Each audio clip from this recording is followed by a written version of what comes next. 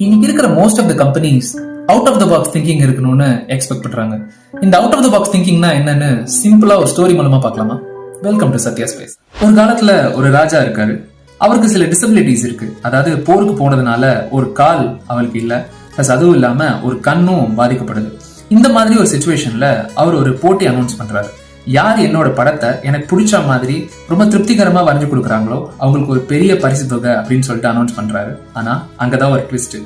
Suppose நீங்க வரைஞ்சு கொடுக்கறது எனக்கு பிடிக்கவே இல்லை அப்படின்னா உங்களுக்கு எந்தவித கேள்வியும் கேட்காம நான் ஜெயில போட்டுருவேன் அப்படின்னு சொல்றாரு. அங்க இருக்கிற எல்லாருமே என்னடா இந்த ஆள் ஒரு மார்க்கமான ஆளா இருப்பார் போல அப்படின்னு சொல்லி அவங்களுக்குள்ளேயே பேசிக்கிட்டு இந்த போட்டியில கலந்துக்கிறத பத்தி யோசிக்க கூட இல்லாம அவங்க மட்டும் அவங்க வேலையை பார்க்க ஆரம்பிச்சிட்டாங்க. ஆனா ஒருத்தர் மட்டும் இந்த போட்டிக்கு நான் ரெடி அப்படின்னு சொல்றாரு. அங்க இருக்கிற எல்லாருமே இந்த ஆளை பார்த்து கண்டிப்பா இந்த ஆளு ஜெயிலுக்கு போறது உறுதி அப்படின்னு சொல்லிட்டு அவரை பார்த்து ஏளனமா சிரிக்க ஆரம்பிச்சிட்டாங்க. இதெல்லாம் கொஞ்சம் கூட அவர் காதலே வாங்காம அவரு என்ன மாதிரி வரைஞ்சா அந்த கிங்கோட பிக்சரை, அந்த கிங்கோட போட்டோவை ரொம்ப அழகா வரைஞ்சு கொடுக்க முடியும்னு சொல்லிட்டு யோசிக்க ஆரம்பிச்சிட்டாரு. அடுத்த நாள் அவரும் அந்த ராஜா கிட்ட போறாரு. அவர் வரைஞ்ச படத்தை காட்டுறாரு. கிங்கும் ரொம்பவே சந்தோஷப்பட்டு இந்தாங்க உங்களுக்கு தான் இந்த பரிசு தொகை அப்படின்னு சொல்லிட்டு அந்த பரிசு தொகையை அவர்கிட்ட கொடுத்துடுறாரு. அவரும் அந்த ஊர்லயே பெரிய செல்வந்தரா, அதாவது ரொம்ப அஃப்ளூயண்டான ஆளா மாற ஆரம்பிச்சிடுறாரு. அப்படி அந்த ஆளு என்னதான்டா வரைஞ்சு கொடுத்தாரு அப்படின்னு நீங்க கேட்கறது எனக்கு கேக்குது. உங்களோட மைண்ட் வாய்ஸை நான் கேட்ச் பண்ணிட்டேன்.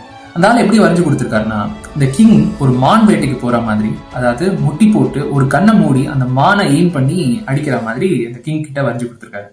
இந்த கதை மூலம் நம்மளுக்கு என்ன தெரியுதுன்னா, திங்கிங் அவுட் ஆஃப் த பாக்ஸ்னா அதாவது ஒரு விஷயத்த ஒரே பெர்ஸ்பெக்டிவ்ல யோசிக்காம டிஃப்ரெண்ட் பெர்ஸ்பெக்டிவ்ல யோசிக்கிறது. அதாவது ஒரே கோணத்திலேயே ஒரு விஷயத்த அணுகாம டிஃப்ரெண்ட் பெர்ஸ்பெக்டிவ்ல. சிம்பிளா சொல்லணும்னா, நண்பன் படத்துல நம்ம பஞ்சவன் பாரிவேந்தன் ஸ்பேஸ்ல பேனா எழுதலன்னா பென்சில் யூஸ் பண்ணிருக்கலாமே, 2 ரூபாயோட முடிஞ்சிருக்குமே அப்படின்னு சொல்லிட்டு யோசிப்பார்ல. So trying to think in different perspectives is all about thinking out of the box. ஆனா இந்த கதையின் மூலமா அதை மட்டும் நம்ம கத்துக்கல. நம்ம ஏதாவது ஒரு புது விஷயத்தை ட்ரை பண்ண போறோம்னா நம்மளை கிரிட்டிசைஸ் பண்றவங்க, நம்மளுக்கு ஆப்போசிட்டா சொல்றவங்க, நம்மளை ஏளனப்படுத்துறவங்க இதெல்லாம் நிறைய பேர் வருவாங்க. ஆனா அதை பத்திலாம் கொஞ்சம் கூட யோசிக்காம நம்ம என்ன பண்ணா அந்த விஷயத்தை இருக்கிறதுலே பெஸ்டா பண்ணலாம் அப்படின்னு நம்ம யோசிக்க ஆரம்பிச்சாலே success is definitely yours. Hello, உங்களை தான். If you're still watching this video, I think I definitely deserve a follow பண்ணுங்க. நெக்ஸ்ட் வீடியோல பார்க்கலாம்.